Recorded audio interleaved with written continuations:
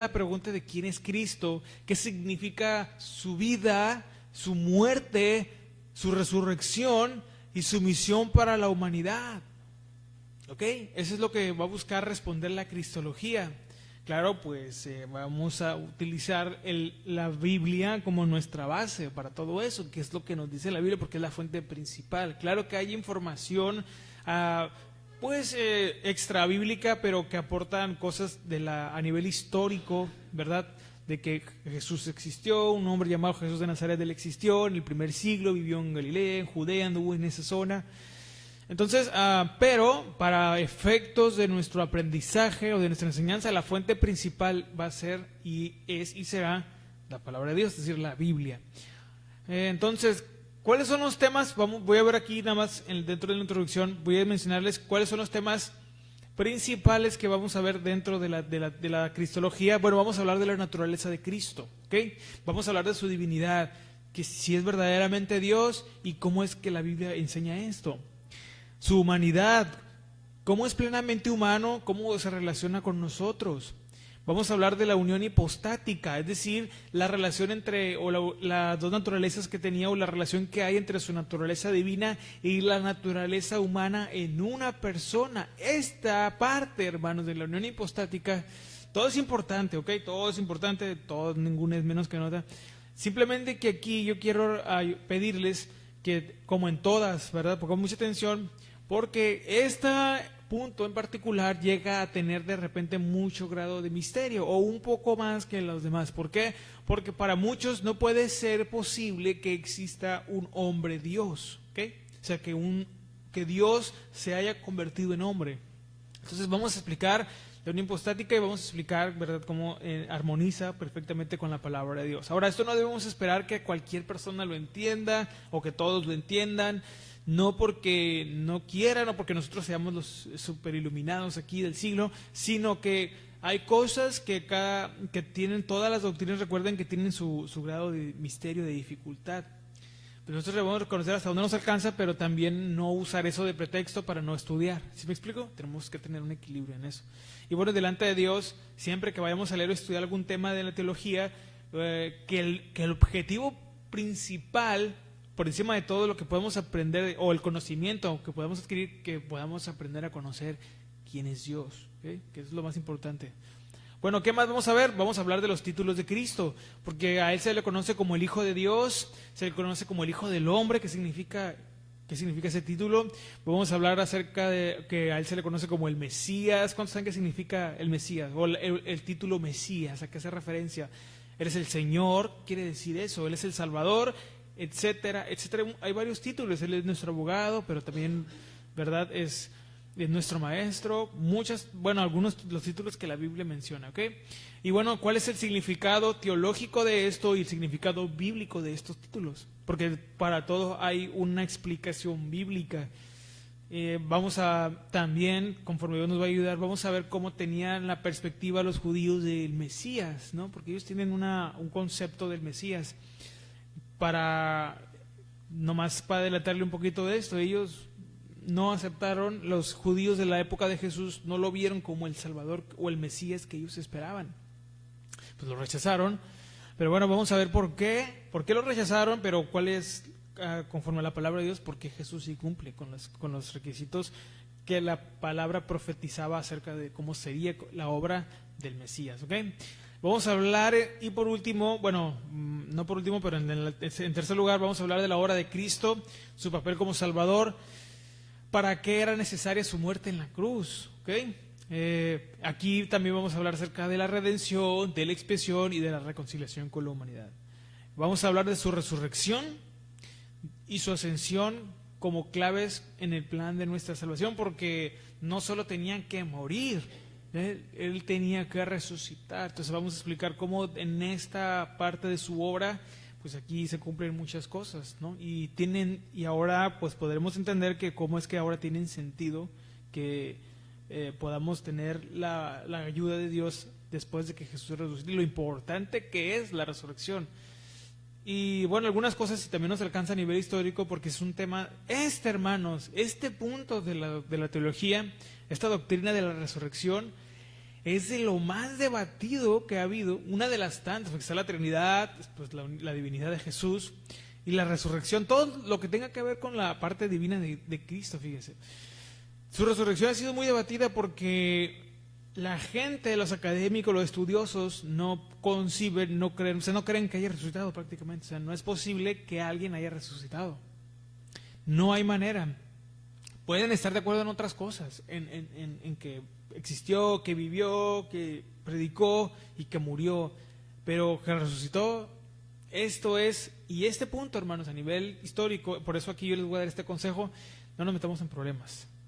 Porque a nivel científico hay cosas que no se pueden demostrar acerca de Dios por la naturaleza del método científico, ¿me explico? No porque en sí no se pueda, primero pues nosotros no tenemos la capacidad y segundo la naturaleza del método científico, cómo es que se hace, no se puede demostrar. Hay otra manera, ¿verdad?, de demostrar que sí que Él verdaderamente resucitó y ese sí vamos a explicarlo, ¿ok? Pero bueno, vamos a hablar un poquito de las profecías mesiánicas, cómo Cristo cumple las profecías del Antiguo Testamento que hablan sobre el Mesías. ¿Okay? Vamos a explicar algunas cosas, no nos vamos a meter así súper a profundidad, simplemente lo necesario, pero sí vamos a explicar algunas cosas.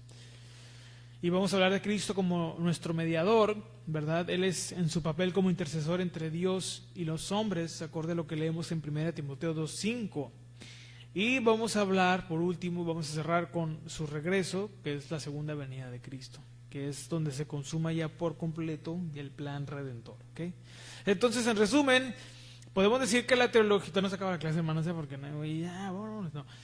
En resumen, la cristología busca responder las preguntas que dijimos al principio. ¿Quién es Jesús? Porque yo sí le pregunto, hermano, ¿usted quién es Jesús? Bueno, es que Jesús es mi Señor y mi Dios, qué bueno.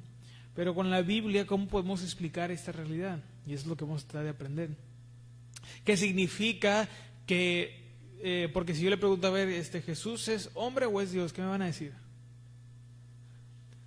Ay, bueno, pues ahí les dejo de tarea, ¿no?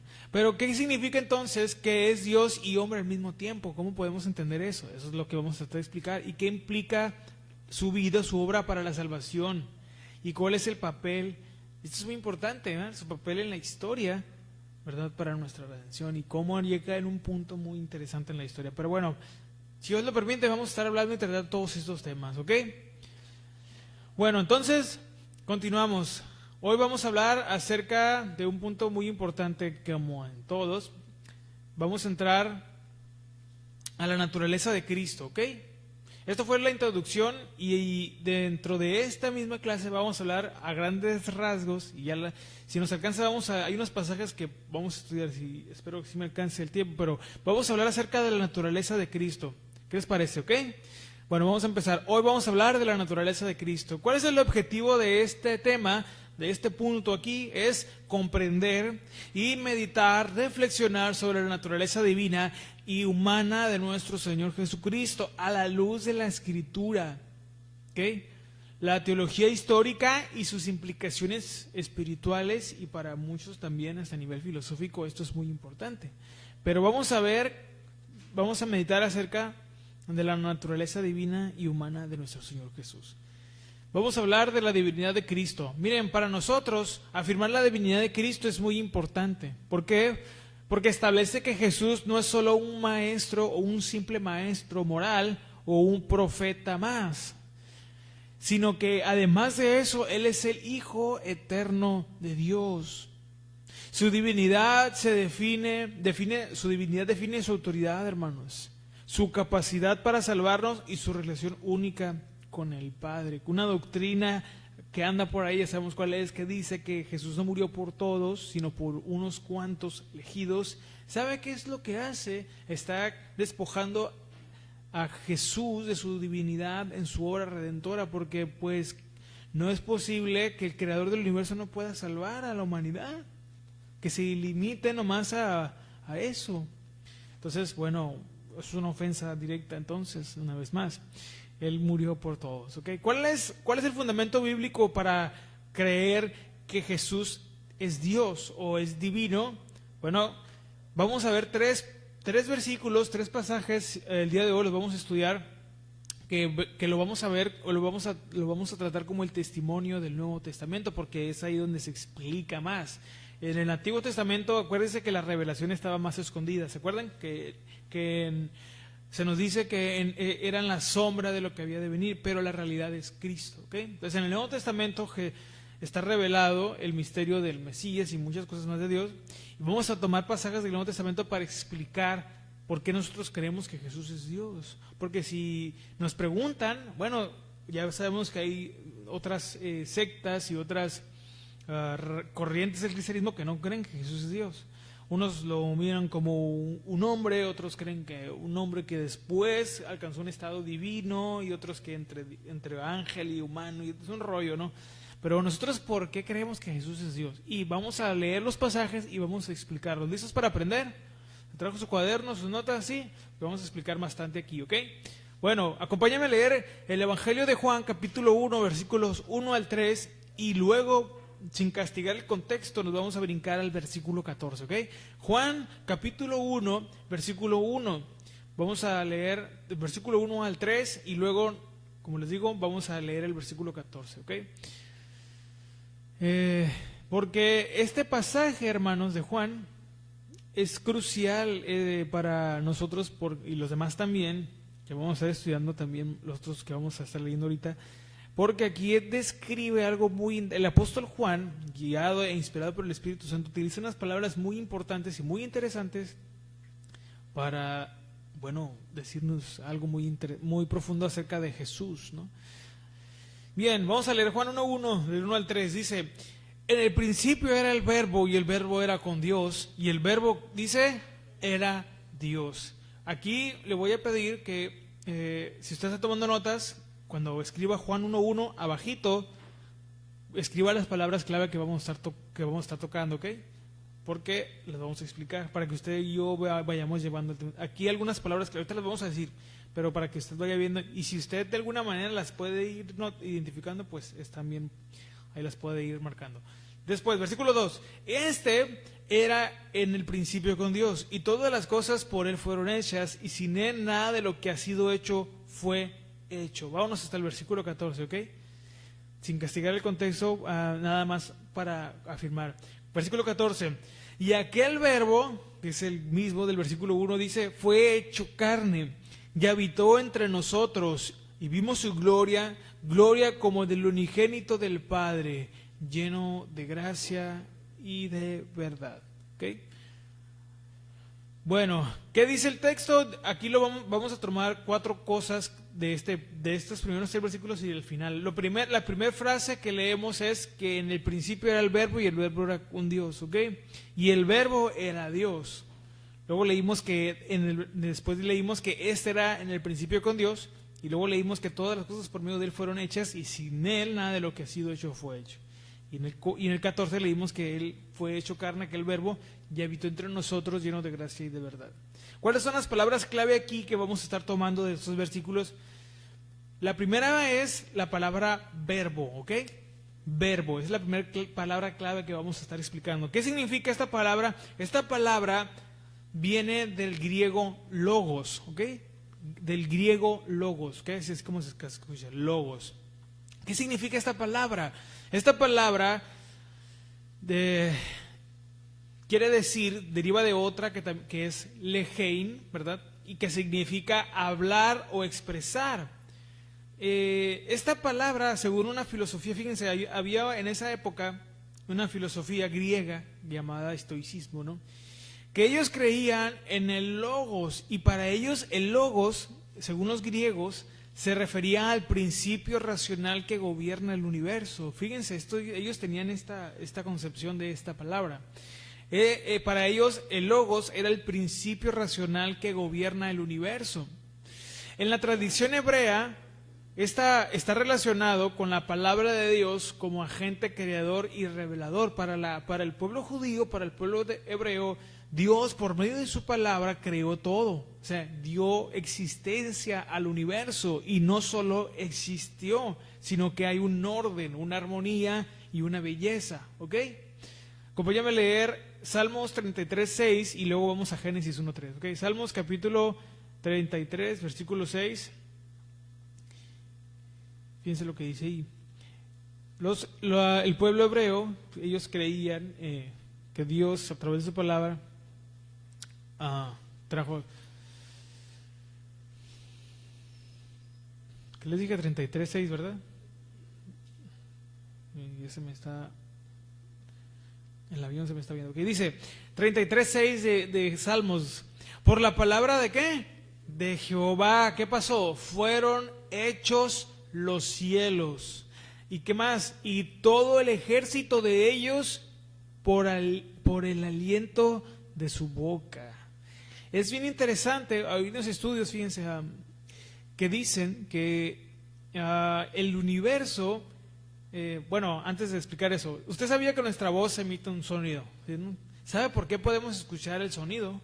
Porque nuestros oídos tienen la capacidad de percibir las vibraciones, ¿verdad?, que genera el sonido. Todo lo que suena es porque genera vibración, y esta vibración la podemos, nuestros oídos, Dios nos diseñó de esta manera para percibir los ruidos, ¿ok? Entonces alcanzamos a escuchar esto porque hay una vibración que se emite a una frecuencia que hay frecuencias que no podemos percibir cuando son muy muy agudas o muy muy graves, ¿ok? Pero en un espectro que se le dice, ¿okay?, hay un rango de frecuencias que podemos escuchar, ¿ok?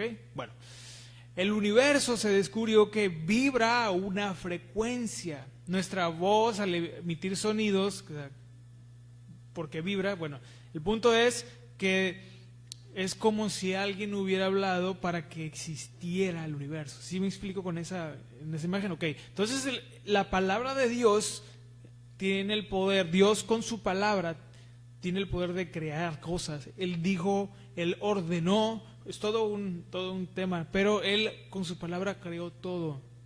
Ok, acompáñame a leer entonces Génesis capítulo 1, versículo 3, fíjese lo que dice ahí.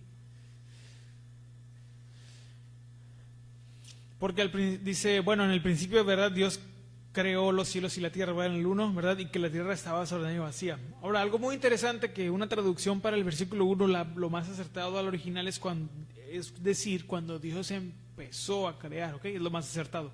Pero fíjense lo que pasa en el versículo 3, dice, ¿y qué? Y dijo Dios, sea la luz, ¿y qué pasó? Fue la luz. Dios con su aliento, con su voz, con el poder de su palabra, hizo que en este caso empezara a existir todo. En este caso pues va escribiendo los pasos, pero aquí la luz, pero todo lo demás empezó a existir. Entonces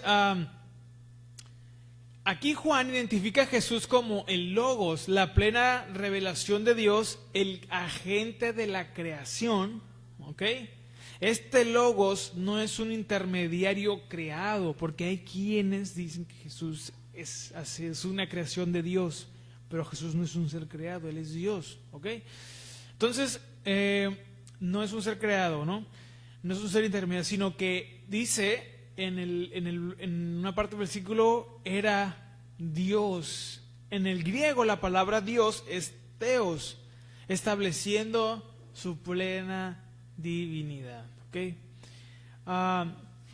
La palabra en el principio que leemos ahí en griego habla del inicio de todas las cosas. En el griego es lo que quiere decir el inicio de todas las cosas. ¿Qué fue lo que resumiendo y explicando todo esto? Bueno, el Logos es entonces, Jesús es el Logos, es decir, aquel que desde el principio, ¿verdad?, de todas las cosas inició la creación del universo, y el que por medio del cual, por la palabra, el Logos, Jesús, se vino y se creó todas las cosas.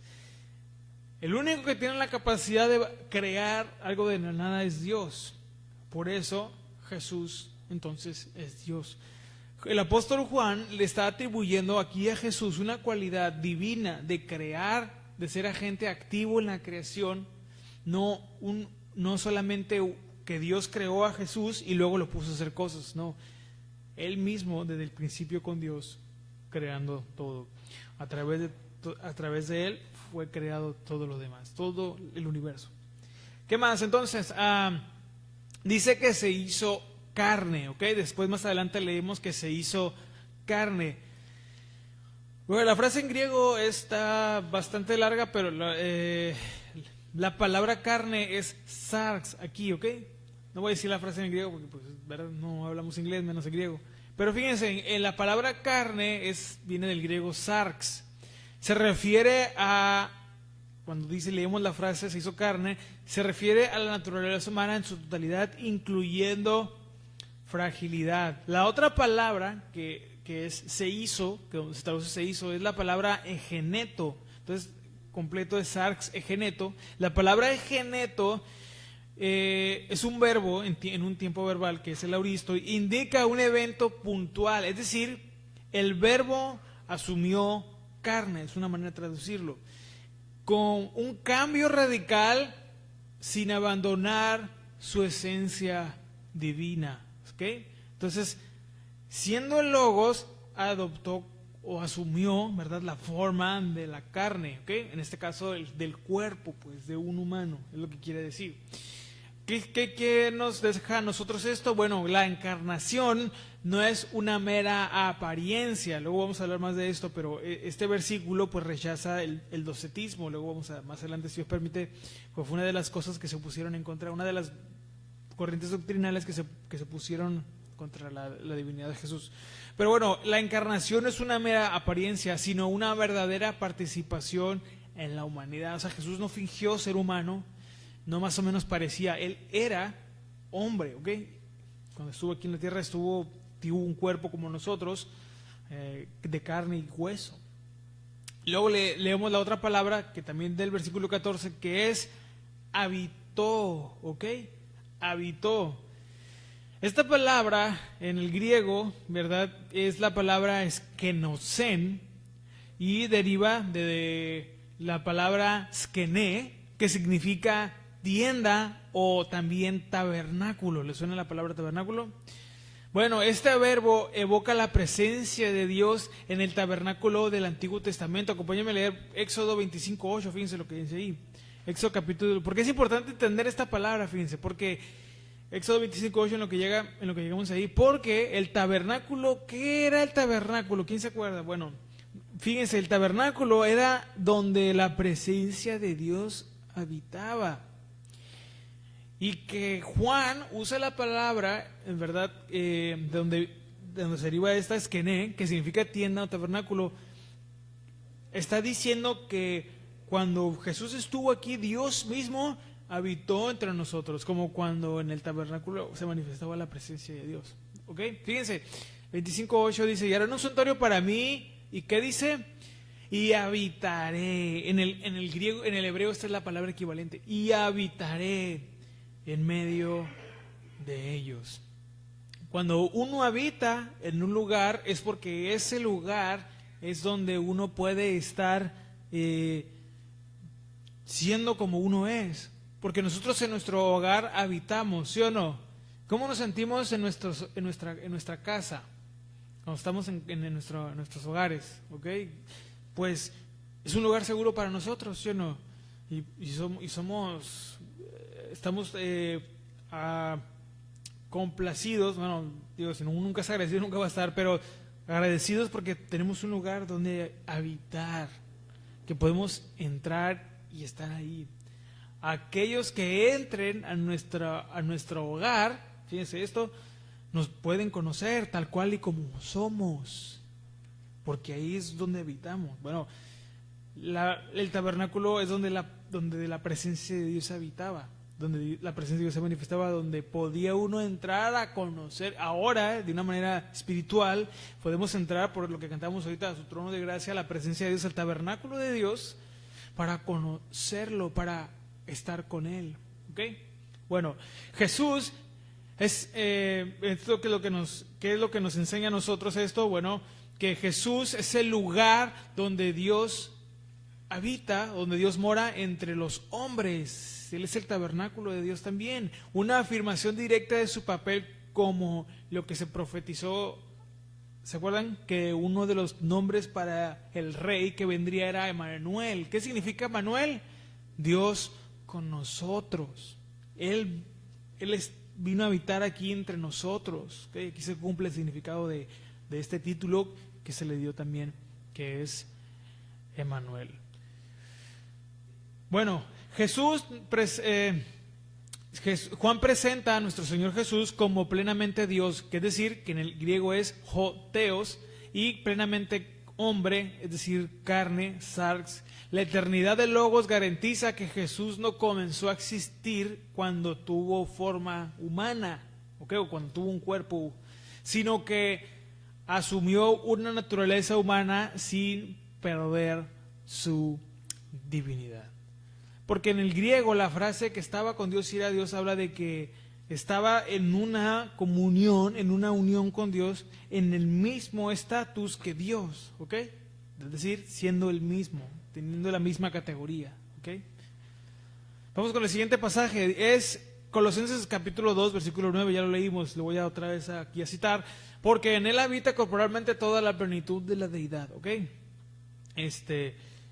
Dicho sea de paso, el estudio, bueno, nos pudiéramos quedar, hermanos, hasta como 10 clases estudiando Juan 1:1, porque es demasiado, hermanos, es demasiada la profundidad que hay aquí, pero pues por cuestiones de tiempo y también de que nosotros pues damos gracias a Dios por todo lo que podemos aprender, pero esto como es un tema muy recurrente, que siempre lo decimos, pues ya tenemos algunas cosas sentadas, por eso no estoy profundizando tanto o no estoy llegando a más a estudios porque ya lo hemos explicado, pero en algunas ocasiones va a ser necesario tomar el tiempo para explicar más a profundidad ciertas cosas que a lo mejor no se han tocado, pero por lo demás, si hay cosas que ya hemos tocado, pues sí, a lo mejor no nada más lo hago a manera de, ¿verdad?, de aplicativo, pero cuando no es lo hacemos así. Bueno, ¿qué más aprendemos de esto? Fíjense, la frase, antes de continuar, quiero seguir explicando esto. Cuando dice que estaba con Dios, quiere decir que estaba existiendo eternamente. El Logos estaba en esta perfección con Dios. Y luego la última frase del versículo 1 es, y el verbo, antes de terminar o explicar Colosenses 2:9, y el verbo era Dios, habla mediante, está usando el apóstol Juan un lenguaje exactamente calibrado y cuidadoso para que diga lo que tenga que decir. Juan está enseñándonos que está significando que la totalidad de Dios estaría expresado en el término de Logos, ¿ok? Siendo, ¿verdad?, o expresando una relación entre el uno y el otro, que son el mismo, ¿ok? Bueno, vamos con Colosenses 2:9 entonces. En él habita la plenitud de la deidad. Dice así, la palabra habitar, fíjese, aquí la palabra habita es otra palabra griega que significa, bueno, que la palabra griega es katoikei, ¿ok? Aquí en este versículo, esta palabra de katoikeo, viene de otra palabra que es esta katoikeo, quiere decir establecerse permanentemente. A diferencia de una morada temporal, implica una residencia plena y continua. Esta es otra palabra que se utiliza y se traduce como habitar. En este caso, en Jesús habita. Lo que quiere decir que, a diferencia de una morada temporal, implica una residencia plena y continua. La divinidad no es algo que Cristo adquiere a veces. ¿Me explico? Es lo que debemos entender con esta palabra. O su deidad, ¿verdad? Que es la otra palabra que usamos. Sino que que está en Él, o sea, la divinidad, su deidad, está en Él de manera permanente e inseparable. Jesús en ningún momento deja de ser Dios y en ningún momento deja de ser humano. Es los dos, ¿ok? Él es los dos. Hombre, Dios, ¿ok? Luego dice, habita plenitud. ¿Qué quiere decir la palabra plenitud? La palabra plenitud viene del griego pleroma. Esta palabra se deriva de otra palabra que es plero, que significa llenar o completar. Aquí habla de una totalidad o de una integridad, ¿ok? Es lo que quiere decir. Toda la esencia divina, no una parte, no solamente atributos aislados, pues, ¿me explico? Reside plenamente en Cristo. Y esto, o sea, no solo una parte, sino es todo. Esto refuta herejías que intentaban disminuir la divinidad de Cristo, porque había quienes querían decir, o que dijeron que Jesús no era Dios. Pero el texto griego nos muestra que sí, los autores, en este caso Pablo, al usar estas palabras, está plasmando una verdad muy profunda e importante, que es que Jesús es Dios, en Él habita. Porque alguien dice, pero ¿por qué no decían que Jesús era Dios y ya? Bueno, es que en ese tiempo, en esa época, para expresar las verdades de Dios de una manera que fuera profunda, que fuera entendible y que de alguna manera fuera irrefutable, obviamente guiados por el Espíritu Santo, tenían que escribirlo de una manera, o tenían que expresarlo de una manera que en el idioma en que lo hacían significara lo que querían decir y no otra cosa. Porque pues bueno, si alguien decía, bueno, es que Jesús es Dios, bueno, pero ¿y qué más? Ahora alguien preguntaría, ¿y qué más? Bueno, para no solo decir que Jesús es Dios, así sin más, Dios guió a los escritores del Nuevo Testamento a usar las palabras, porque Él era Él mismo revelándose a la humanidad a través de la Escritura. Dios permitió que estos hombres, guiados por su Espíritu, usaran palabras para expresar la realidad de sus verdades. ¿Okay? En este caso, pues miren esta palabra que significa estar completo. Luego la palabra deidad es la misma que aparece en el versículo 1 de Juan, del capítulo 1, que es Theos, que significa Dios. Theos es la palabra genérica para Dios en griego. Es un sustantivo que enfatiza la esencia misma de Dios, no simplemente atributos divinos. Aquí no hay unos a nivel gramatical, pero aquí no vamos a, pero nomás quiero explicarles esto. Por ejemplo, no es lo mismo decir, quiero que veamos esto, no es lo mismo decir un Dios a decir Dios, ¿ok? Porque Jesús no es un Dios, Jesús es Dios. En el griego no dice Jesús era un Dios, como en una traducción que anda por ahí, no, Jesús es Dios, el único que hay. Esa es la diferencia, ¿ok? En el griego, cuando la palabra teos no tiene el artículo, se entiende que es una categoría única, ¿ok? Dios. Bueno, eso es lo que quiere decir. Pablo afirma que Jesús no es simplemente como Dios o solamente divino en una parte. Él posee plenamente toda la naturaleza de Dios. ¿Ok? Eso es lo que quiere decir el texto. Este versículo combina la humanidad divina de Cristo. La frase habita corporalmente subraya que la plenitud de Dios no solo reside en un plano espiritual, sino que también está presente en la humanidad de Cristo, enfatizando en este caso la unidad inseparable de ambas naturalezas, la divina y la humana. ¿Okay? Vamos con el tercer versículo, Hebreos 1:3. Lo estamos viendo de una manera muy sencilla, no estamos yéndonos bien profundos, porque pues aquí se nos amanece, ¿no? Pero de alguna manera, hasta donde nos alcance, estamos explicando esto. ¿Por qué creemos que Jesús es Dios? Porque estos versículos lo afirman, hermano. Lo afirman de una manera muy profunda, bastante clara en el original, porque a lo mejor lo leemos en el español, y claro, incluso en español, en otras versiones de hecho también explican esto. Vamos a volver a leer Colosenses 2. Bueno, yo lo voy a volver a leer, Colosenses capítulo 2, porque para que veamos la diferencia. Por eso la importancia de que sigamos, cuando estemos leyendo la Biblia y queramos, a lo mejor a la manera de ejercicio devocional, digámoslo así, meditar muy profundamente en la palabra de Dios, algo que nos puede ayudar mucho para entender. Si a lo mejor dice, hermano, es que yo no, eso de las palabras. Bueno, hay versiones que ya hacen alguna interpretación, ya hacen ciertas, ¿cómo decirlo? Aplican el significado de las palabras en el original. Pero vamos a leer lo que dice, y lo voy a leer en la Nueva Biblia Viva, es 2:9 de Colosenses. En Cristo habita toda la plenitud de Dios encarnada en un cuerpo humano. ¿Okay? Vamos con Hebreos 1:3 entonces, para seguir avanzando aquí, porque ya vamos hacia el final. Aquí vamos a estudiar este versículo y con esto terminamos el día de hoy, ¿ok? Porque estamos dando la base de por qué creemos que Jesús es Dios. Hay más versículos, hermanos, claro que sí, mucho más, pero estos son de los más cruciales que podemos estar y de los que yo le aconsejo que estudie un poco más, que si lo que quiere es elaborar un estudio, pues en estos tres puedes empezar en estos tres, que son todo el capítulo 1 de Juan, todo el capítulo 1 de Hebreos, y en este caso los versículos que leímos en el capítulo 2 de Colosenses.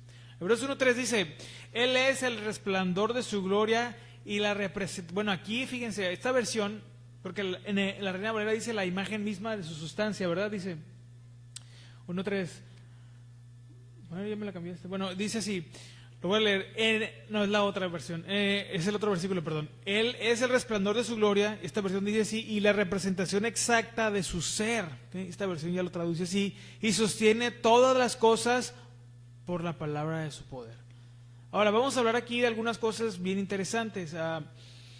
Las palabras clave aquí son resplandor. ¿Qué quiere decir resplandor? Resplandor viene del griego apaugasma, que viene al mismo tiempo derivado de otra palabra que es apaugasó. Esto quiere decir, esta palabra significa emitir brillo. Describe algo que no solo refleja la luz, sino que la emite activamente, ¿ok?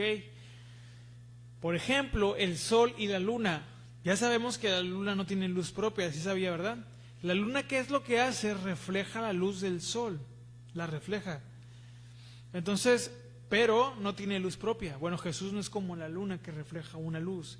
Jesús es como el sol que tiene su propia luz, que su luz arde y la emite, ¿ok? Activamente. Porque el sol no se apaga, usted cree que se mete y el sol se apaga. No se apaga, se mueve. Pero el sol siempre está irradiando luz, ¿ok? Bueno, Cristo no es un mero reflejo solamente de la imagen de Dios, ¿ok? No solo es hay un reflejo así muy tenue, no. Como si lo fueron o a veces lo son las personas, los hijos de Dios, ¿verdad? Nosotros sí debemos ser un reflejo de su carácter. Como la luna, nosotros debemos ser como la luna, que ilumine la oscuridad de la noche del mundo. ¿Me explico con esta analogía? Entonces debemos reflejar el carácter de Dios, mostrar la luz de Jesús en nuestras vidas. Pero Jesús, no, Jesús, Él es la emanación directa. Él emana el carácter, la esencia de Dios, compartiendo esa esencia divina. Él es lo que quiere decir resplandor, que es Él irradia el brillo de Dios, ¿ok? Oye, ¿cómo le escribe el apóstol Juan en Apocalipsis? Con ojos de, ¿se acuerdan qué dice? Con ojos de fuego y qué rostro de sol. Era una imagen increíble, que fue la descripción que él pudo utilizar. Quién sabe cómo fue, hermanos, cuando lo vio. Ojos de fuego y rostro de sol. No es literalmente que vio un sol aquí, sino que resplandecía, hermanos. Era algo hermoso. Y en esa época describir algo de esta manera era describir algo hermoso, pues un Dios. Bueno, en este caso, Dios, a Jesús. Bueno, ¿qué más? La representación. Bueno, originalmente, la siguiente palabra es esta, una representación exacta. Originalmente se refería a la impresión de un sello o una moneda, ¿ok? Es la palabra griega carácter, ¿ok? De donde viene la palabra que hoy usamos como carácter. Es una historia y luego ya la hemos dado, pero bueno, luego ahí estoy investigando un poquito más. Pero el carácter es el sello de la personalidad de una persona, ¿ok? El carácter en la época, en este caso, en esa época, se le llamaba al sello que quedaba en las monedas. ¿Y se acuerdan de quién era el sello? Del César, ¿ok? La imagen que quedaba era del César, porque esa moneda le pertenecía al Imperio Romano. Era el dinero del Imperio Romano. Por eso nosotros decimos carácter, porque es el sello de nuestra personalidad, son todos esos comportamientos que tenemos, todas esas actitudes, ¿ok? Por eso decimos carácter ahora. Bueno, eso ya fue una evolución. Pero bueno, aquí originalmente se refería a la impresión, ¿verdad? El sello de la moneda, pero indica una correspondencia exacta entre la impresión y la original, porque el sello que aplastaba el metal dejaba la imagen, ¿ok? El carácter era eso, que dejaba la imagen, la misma imagen. Jesús es la imagen de Dios.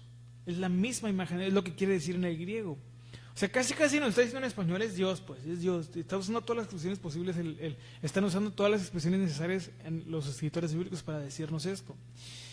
Jesús es la representación exacta de la naturaleza divina, lo que significa que todo lo que es Dios es plenamente manifestado en Él. Todo lo que es Dios está plenamente manifestado en Cristo. ¿Okay? No está a medias, no está ahí por ratos, como a veces unos han creído que Jesús fue Dios cuando caminó sobre el agua, pero no cuando se durmió. No, totalmente equivocado. ¿Okay? Luego vamos a explicar por qué. La palabra ser, fíjense, la palabra ser viene del griego hipostaseos. ¿Ok? Ser, viene del griego hipostaseos. Y bueno, son palabras con mucho significado, pero esta palabra está compuesta de dos palabras, que se le entiende que es una palabra yuxtapuesta. Las dos palabras que son hipo, es debajo, y stasis, que quiere decir estar, el verbo estar, denota fundamento o sustancia esencial. ¿Ok? Es lo que quiere decir. Jesús comparte plenamente la esencia fundamental de Dios, estoy aplicando los significados, ¿okay? No vamos a hablar de toda la historia de la cultura porque es mucha información, pero aplicando los significados, Jesús comparte plenamente la esencia fundamental de Dios, afirmando su deidad sin comprometer su humanidad. Esa es la enseñanza de la divinidad de Cristo. Ahora, de aquí que viene la frase unión hipostática, de hipostasis, de ser, ¿okay? De tener este fundamento. El autor de Hebreos resalta la unidad perfecta entre Jesús y el Padre en esencia y poder, mientras que su humanidad lo hace accesible para interactuar con el mundo creado. Así, Jesús, nuestro Señor, revela plenamente a Dios mientras permanece cercano a la humanidad. Porque hay quienes dicen, ay, pero a ver, si Dios existe, ¿por qué no baja? Pero ya vino, ¿verdad? Aquí estuvo. Pues más que no le creyeron, unos no le creyeron, pero aquí ya Él cumplió y habitó entre nosotros. No nos alcanzó a ver, no lo alcanzamos a ver, pero Él tenía que venir en ese tiempo a estar aquí para cumplir una misión muy importante. Pero va a regresar, ¿cuántos creen eso? Va a regresar, ahí viene. Pero entre tanto que regresa, delante de Él tenemos una responsabilidad y una misión. Fíjense, uno creería que ser cristiano exitoso es ser predicador. No es la única manera de ver el éxito cristiano. O tocar en la alabanza, ¿no? Son los peores. O tocar en la alabanza ya es ser éxito cristiano, ser un cristiano exitoso. O vivir, ¿no? No sé, allá en un lugar predicando en las calles. El éxito cristiano o vivir cristiano plenamente como cristiano no se mide de esa manera, sino en reflejar el carácter de Dios. Dios a todos nos dio capacidades diferentes, a todos nos dio aptitudes, ¿verdad? O quiere desarrollar aptitudes para ser efectivos en la obra del ministerio, pero donde Dios nos quiera tener. Algunos aquí, otros allá, otros en otras partes, otros a lo mejor no se ven, ¿no? Pero todo va a depender de las capacidades que Dios nos dio. ¿Qué es lo que quiero tratar de transmitir con esto, hermanos? Que todos tenemos un lugar importante en la casa y en la familia de Dios. Nadie es más que nadie. Unos tienen más responsabilidad porque Dios sí les delega, pero todos tenemos delante de Dios la misma responsabilidad. Así como Él tuvo que cumplir una misión cuando Él estuvo aquí, de la misma manera tenemos que cumplir delante de Dios con nuestro servicio a Él, ¿ok? Estos pasajes, al ser analizados en el idioma original, que ya lo que hicimos ahorita de una manera muy sencilla, hermano, estuvo muy superficial la explicación porque es bastante, pero rescaté lo más puntual de las palabras para que podamos ver y entender cómo a nivel, en este caso gramatical, está bastante claro, ¿okay? Lo que los autores del Nuevo Testamento, los escritores que Dios usó del Nuevo Testamento, lo dejaron claro, muy claro, ¿okay? Entonces, estos versículos, a ser analizados en el idioma original, revelan la riqueza de la doctrina de la unión hipostática. Jesús no es, o nuestro Señor Jesús no es un mediador parcial, ni es un ser a medias, ¿ok? Porque algunos decían que era mitad hombre y mitad Dios. Tampoco, no era la mitad. Que Él es completamente Dios y completamente hombre, en una unión indivisible que garantiza nuestra salvación, porque así tenía que ser. Era necesario que Él fuera Dios hombre. Más adelante explicaríamos por qué.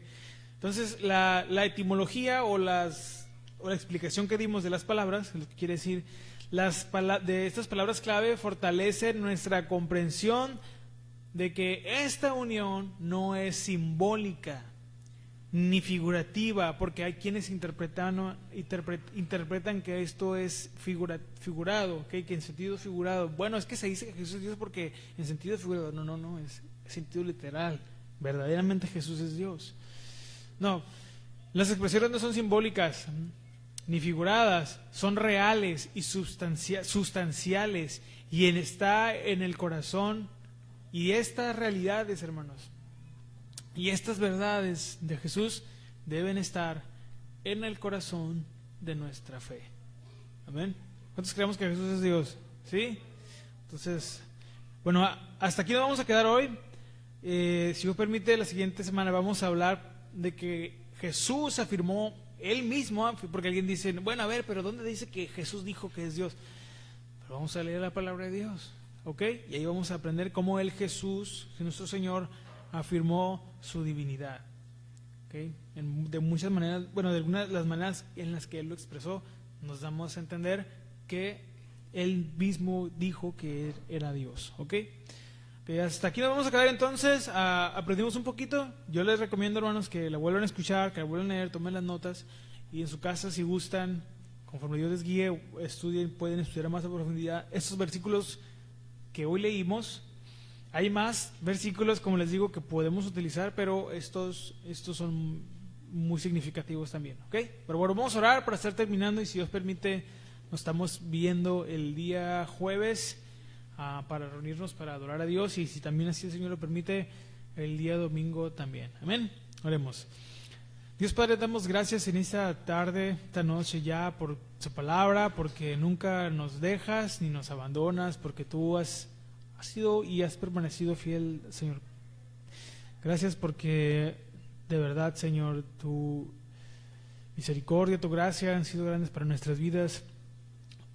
La verdad no nos alcanza mucho a veces para entender todos los misterios de la fe, todas las doctrinas, pero conforme a la capacidad que nos has prestado, Señor, ayúdanos a aprender para ir descubriendo tu naturaleza, tu vida, tu obra y todo lo que significó y todo lo que significa, todo lo que tuviste que cargar, Señor, para rescatarnos. Que eso es lo que más nos debe impactar, Señor. Todo lo que tuviste que padecer también para salvarnos, Señor. Porque merecidamente estamos aquí. Por eso se llama gracia, porque no merecemos tu perdón ni tu amor, Señor. Merecemos tu castigo y tu ira, pero, Señor Jesús, por haber tomado nuestro lugar, hoy recibimos del Padre la gracia para estar aquí. Ayúdanos a vivir plenamente dedicados a ti, libres de todas nuestras dudas, porque a veces nos complicamos tanto, Señor.